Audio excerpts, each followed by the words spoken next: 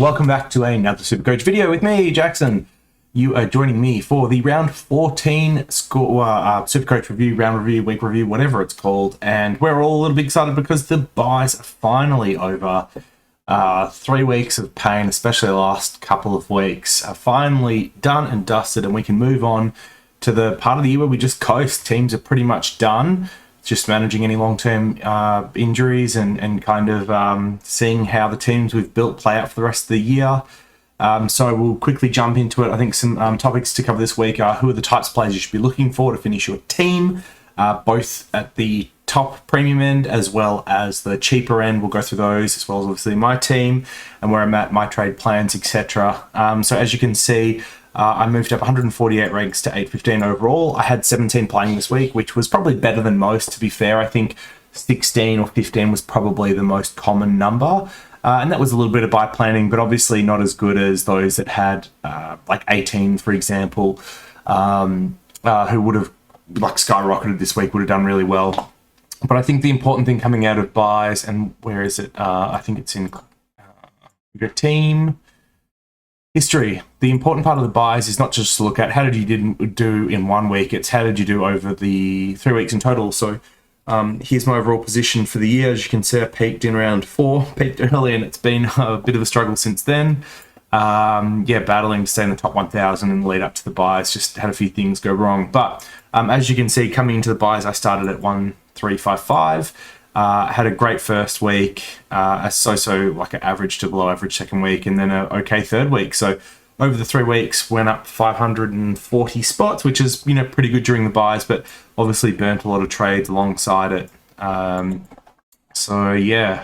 Hopefully we're in a good enough spot that this will keep falling throughout the year, but we'll see. I think my team, as a finished team, is going to be pretty good compared to most. I think I've done enough to plan it pretty well. So let's jump into it. I've already had the pleasure of moving all the premiums onto field so you can get a look at the final team as we go through, but let's quickly just review the players and where they're at. So from the week, so Tom Stewart, he's been amazing since traded in. It was a 130 last week, a 120 this week, so that's a 125 average over the 2 games since trading him in. He was phenomenal, tied the record for the last 20 years on intercept marks with 10. I think the thing that held his score back, because, a lot of people look at Bont, who I also had, which was really nice. I've been saying, he had a better game than Bont. He was probably best on ground. And the thing was, a lot of those intercept marks weren't contested. Only a few were, from what I saw.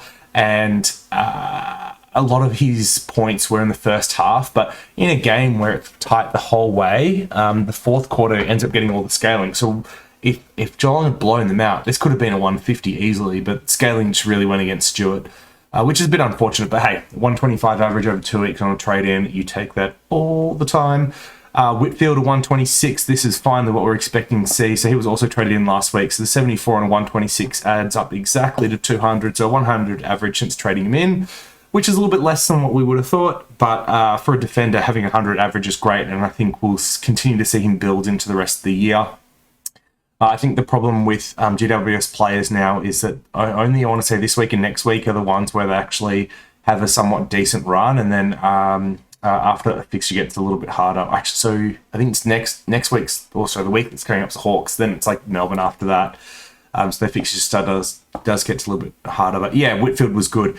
Finally looks a little bit more like his old self, getting some of those 1-2s, using his elite ball skills. He was able to play loose behind the stoppage a lot, which is perfect position for him. So I'd love to see that. Less wing, more half-back. Ridley had a great game, so this is pretty interesting to see. It still wasn't like the best I've seen of Ridley. He dropped some marks he could have taken. He was a little bit more fumbly than normal, but you did see some of his good decision-making, his good placement, his spoiling, and his kicking was okay, as well as obviously getting some more kick-ins, which helped a lot as well. So I loved what I saw out of Ridley. Hopefully continues to build. I wonder, with that knee being strapped and also coming off concussion, if he didn't have like a little bit of a niggle and just having the week off helped him.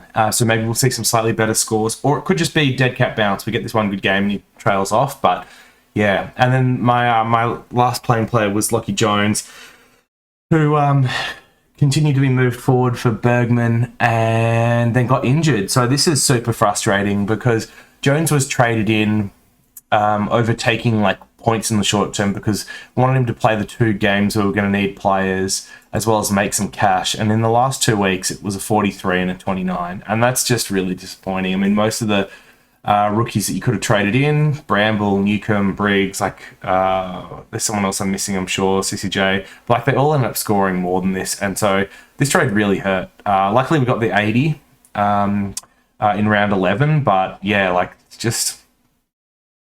Yeah, this hurts because I mean he was also part of like my planning to get my last forward in next week. So I was hoping he'd get to 280, almost maybe even 300 if he put together a couple of 60s. And instead, with the 40 and a 30 now injured, he's stuck at 244k. So not really at a price where I can trade him out. And he's not making any more money and he's not going to play games. He's not buy cover. I guess he's just a loophole. Frustrating. And so then, yeah, this week we've got Laird and Lloyd coming back in, which is great. My defense looking pretty good overall. If you're looking to finish your defense, the ones I would be going for, of course, Whitfield, Stewart, Mills are probably the top 3 targets, as well as Laird. Can't go wrong with any of those. If you are desperate for cheaper options, I'd be looking at Haynes, who I think is like 340k. The story with Haynes is obviously he had premium scoring for a lot of last year before tailing off at the end. But this year they had Phil Davis injured for a lot of it, which meant that Haynes had to play more defensive, couldn't play that loose kind of defender or 7th defender. So with Phil Davis back, you should see Haynes score better. And then the other option is Houston, who I think almost tunned again on the weekend. Started off strong and kind of faded a little bit. And he's in the 400s as well if you're looking for a cheap option. I mean, I'd maybe still go... would I take Houston over Ridley? No, I wouldn't. But I think the logical option probably is. So the reason why... Houston, obviously, is still like... He's had that AC joint problem throughout the year. And his role changed around a little bit. But yeah, he's at a cheaper price. So that's another one you could look at if you're going for cheap options. All right, into the midfield. So Bont was the VC. He was tossing up between McRae and Bont, but I'm glad I put it on Bont because that's a big W there. 143 from Uvice. Love that. He played really well. Obviously, he had a lot of clangers and poor touches kind of in the first quarter, but then really built into the game and did a lot of great things. Like a lot of people are questioning, like, why isn't Bont getting a tag? And to be honest, I don't know. I mean, Libba, obviously, when tagging him has worked, but yeah, Bont's just been phenomenal. I mean, where did I trade him? I think I traded him in round, I want to say 7. And he must have averaged like 130 or 140 for me since then. He's been so good. McRae, a bit of a down game. I think this is his first sub 100 for the year, but it happens. I mean, everyone takes sub 100 games, and if his sub 100 game only happens at round 14 and it's a 97, then okay, I guess we'll just have to take that and move on. Lachie Neale on debut this week, and yes, we'd love that. A 156 on debut. If you'd been listening to the video, to the Supercoach Take podcast, anything like that, or you've been DMing me, or you joined me for live Q&A stream on Friday, people asking Neale or Josh Kelly, or who do I take in my midfield, and I was all over Neale. People saying like, well, we haven't seen it from him this year, and I mean, my point was like he was averaging 100 basically for the first part of the year, playing through injury against tougher teams. He's now had a week back where he's uninjured, then had a week rest off the bye, and he's coming up against North. Now, have we seen him string together lots of good games this year? No, but he's been the best super coach for the last few years, and he's got like 6-7 years of premium scoring history. If he's fit, like he's going to go ham, and sure enough, a 156. So he actually gained, I thought his break even was like 165. Oh, whatever it was. He actually went up cash this week, which is insane. So last week was his cheapest. I thought he still was meant to go down 4 or 5 this week off projections, 4 or 5k this week. Magic number must have moved a lot for that to be the case. Interesting. So yeah, I still love Lachie Neale. If you're looking for a trade-in option this week, otherwise, like obviously like your Parishes, your Bont, your Lions, who I continue to underrate every year, and he delivers a time and time again. Those are all great options if you're looking to finish your midfield. Who else I have? Some Zach Merritt. Like he got tagged again against the Hawks. It's the second time they've used Shields to tag him. And, you know, like a tag score of 93 isn't bad, but the 110 average now is like dragging a little bit. I think there's 10 players that, I think it's now just 9 players that are averaging over 110. So Zach Merritt is now sitting, he's like the 10th average mid overall for the year. So yeah, that's a little bit disappointing, but hopefully, like, Essendon's run home's still pretty good from here, apart from, I think, this week where we play Melbourne. So yeah, maybe another tough week, and hopefully he gets some good scores together. Obviously, the emergence of Parrish might hurt his score a little bit, and then Stringer having the game of his life, like, he was so good. Oh my god. Yeah, like, it's just not enough points to go around. So 93, not too bad. It was like tough, close game. Oh, the other option I didn't talk about is Tom Mitchell, like, as an upgrade target. He's someone I would love to have instead of Brayshaw at the moment. Like, it would have been so good during buys and the run home from here. Like, yeah. So he looks like he's finally starting to get fit. He just looked better today, the way he played. Looked a bit more like the Tom Mitchell of old. So I'm a little bit scared about not honing him on the run home, to be honest. But yeah, there's a lot of good mid options this year, I find, for the run home. So Brayshaw was a little bit of a scary one to own just because he's due to drop like 70s along the way and get tagged out of games. Walsh was disappointing with the 70. He obviously got tagged as well. So you didn't expect Cripps to be so bad that, like, you don't even need to tag him anymore or pay attention. You can put effort into Walsh. And I think the disappointing thing as a neutral was you would expect Carlton to get around Walsh and free him up. Like, you have big bodies like Cripps. You've got Curnow, who's not the biggest body, but, you know, he's a tagger himself, right? He knows how teams try and free up and help someone, and they just didn't send people to help Walsh nearly enough. So I'm actually most surprised as well that De Boer could go with him, because I thought him coming back off injury, I didn't think his tank would be at a spot where he'd be able to run with Walsh for a game, and he did enough. So yeah, wild. And then, well, we had Bramble, who, I mean, 102k and was brought in just to drop a score this week. I don't care if he plays again for the rest of the year. So 54, like, that's fine. A 50 from any rookie this week was good. And Newcomb, actually really, really disappointing with the 24, because now it's just a 50 average over the 2 games. For anyone that brought him in this week, you'd feel ripped off big time, especially if you passed on someone like Bramble. Once again, I'm not using either of these for cash. I don't even really want them for cover. Like, if one of them plays, like, great, whatever, but kind of don't care. In the Rucks, obviously I had no one play. A lot of people didn't have anyone play. Yeah, no Reeves really hurt in the end. It would have been great to have his score, have an 18th play. Should I talk about my trades? I can't even really remember them all, can I? I got rid of Murphy in defense, which I'm a little bit unsure about whether or not that was the right move, because it was just 190k. Might mean that I can't get to my last forward upgrade in 2 more trades, which is annoying. I got rid of Poulter, who turned into Neil, so that was a really good one. I got rid of Waterman, who was obviously like, oh man, this is a little bit of a rant here, but some people got super lucky this round because Waterman picked up a fluke calf. He should have played, so I should have got points from that. People had Madden, who only got a game. Like, he was always a terrible choice. Everyone that knew what's what said, don't pick him because he's not going to be playing during buys because he's going to get pushed out as soon as he returns from injury. And sure enough, that's exactly what happened. But fluky re-injury on the first game meant that Madden actually, got to play during this round, which is just gross. He shouldn't have been making money. He shouldn't have gotten points from that. So yeah, losing Waterman, having other people having Madden, that's just like so disappointing. It's just so bad. And then like Jones getting injured, just terrible luck.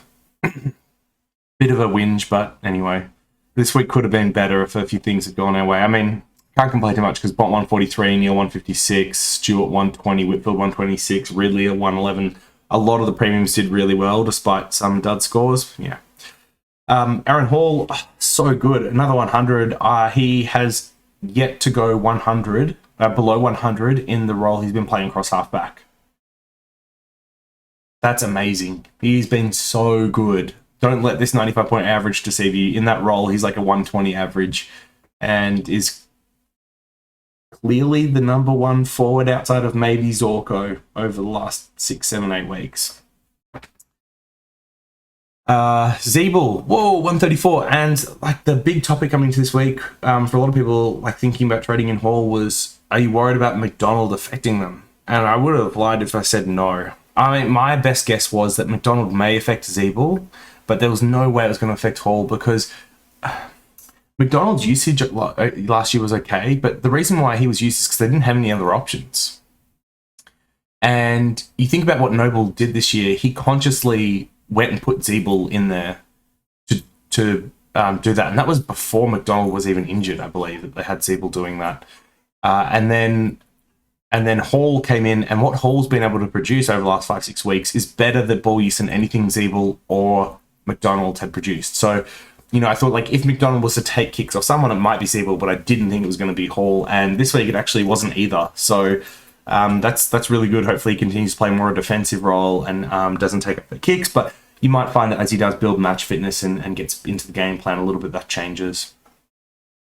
Dale with the 50, really disappointing. I know a lot of people traded Dale in this week, including the number one overall, former number one overall, now number two overall, Baps. And this is tough because a lot of people were looking at like Dale or Hawkins, and they both had bad scores. I actually went through the top 6 players coming into this round based on like 3-round average, and it was Hall who put up another good game. You had Zorko who was suspended. You had Dale and Hawkins who both had really bad games, and then you had Langford who also had a bad game. And I'm missing someone, but they are. Oh, it was like Dunkley, who's obviously injured, so his 3-round average is always going to be good, but he's never going to be playing. So, yeah, just crazy that all those that had good form coming into the week did poorly, apart from Hall, or they were suspended or injured. So, yeah, Langford, this is a disappointing one. I traded out Impey to Langford. I know a lot of people traded Impey to like Dale or Hawkins or Langford, and from what I saw of the game, he probably had enough opportunity, not as much CBAs as we would have liked, but he just didn't play very well. Just poor kicks, a few poor decisions, a few unlucky things that went against him as well, like, times where he would have got a possession or a touch, but then a free kick was blown the other way. There was a classic example, I think, in the third quarter where Draper wins the ball out of the ruck, streaming forward, Langford's there on the outside, Draper goes to handball it to him, and he handballs it to his shins.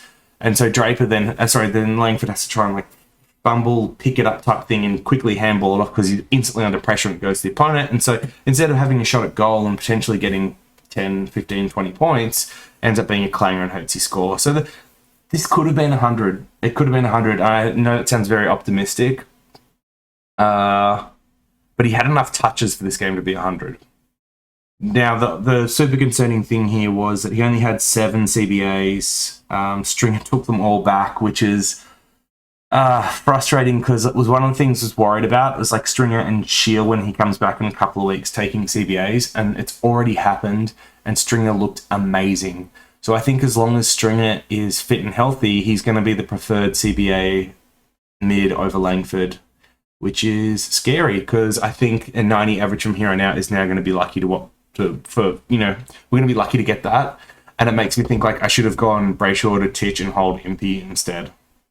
But Impey was just so scary after the last couple of weeks, and Clarko doing Clarko things. And if you wanted to get rid of him, you had to do it because there was no way he was going to get close to a 136 break even, right? He only lost like 8K in the end. That's really annoying. And then Waitman put together a 60, which, like, against a tough opposition in a losing side as a small forward, this is a pretty good score. He looked lively. He's fun to watch. That's been probably the best part about owning Waitman is you've been able to cheer for him. If you haven't had Waitman, you're probably like cringing every time you get to touch, but he's good to watch. You don't want to be in that spot. And then Briggs was once again one of those that was just traded in for a score this week. My plan is to have Coleman Jones eventually cover the bench here, so I don't really care about whether or not he plays for us here. But a 69 for this week, was like perfect. Happy with both Bramble and Briggs giving me those, like a 60 average basically across the two of them just for the 1 week, and then they can go away. We haven't talked about upgrade targets. So in the rucks, it's Grundy and gone. If you've got Nick Nat, it's probably not the end of the world if you don't have one of these. But and Darcy's been obviously in really good form as well. But for whatever reason you need to trade away from them, then you're going for these two. And there aren't really any budget ruck options. Like people will ask about Draper, for example, off this week, and while I do love Draper as a ruckman, his injury history has not been great. So it's just really hard to like go. Like I wouldn't. That's not the place I'd go budget. And then in the forward line, the only real budget option I can think of that's like below 400k is Mackay for Carlton, who looks good and dominant every week. They've got the Crows this week, which is obviously going to be a pretty good matchup. You'd imagine there's some goals there. Freo the week after. So yeah, like a couple of good games. He's like 340-ish, and I think he still has a 6 in his score, so he might even go lower if you can't get him this week. With all the budget options I've kind of listed, I would obviously try and get none of these. I'd be going for real players, but if you desperately need one to finish your team, those ones you should be looking at.